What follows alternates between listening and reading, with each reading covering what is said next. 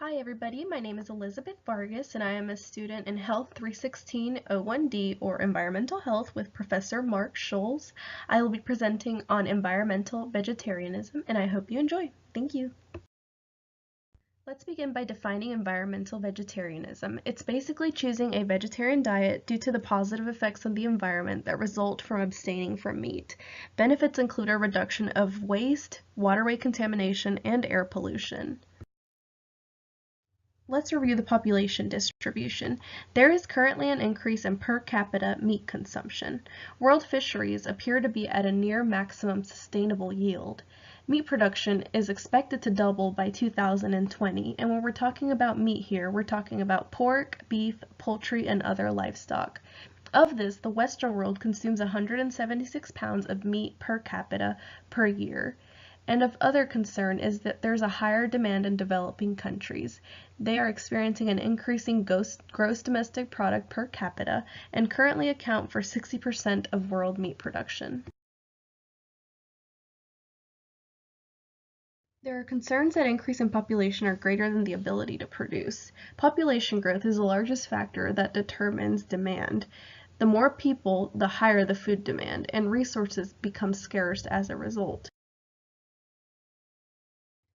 Evidence shows us there is a people-food predicament. More than two-thirds of agricultural land is devoted to growing feed just for livestock. 36% of world grain is used for livestock feed, meaning that only 8% is used to grow food that we will directly consume. Aside from too many people, there are other causes of food shortfalls. First of all, there is a loss of good cropland due to erosion. There is also a diversion of food crops to biofuels production. Inadequate agrarian structures contribute as well, and because of that, there's a lack of investment in agriculture from governments. This also brings us to cutbacks in research, all causing food shortfalls. The livestock-environment interaction is best used to describe the impact. Globally, livestock production accounts for 18% of all greenhouse emissions. That means that 9% of carbon dioxide and 37% of methane gas are due to livestock production. This creates a chain reaction, a demand for grain.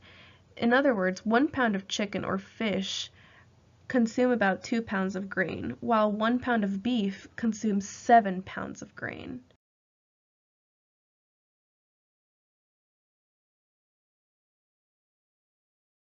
Additional environmental concerns include pollution in soil, water pollution, land degradation, and desertification.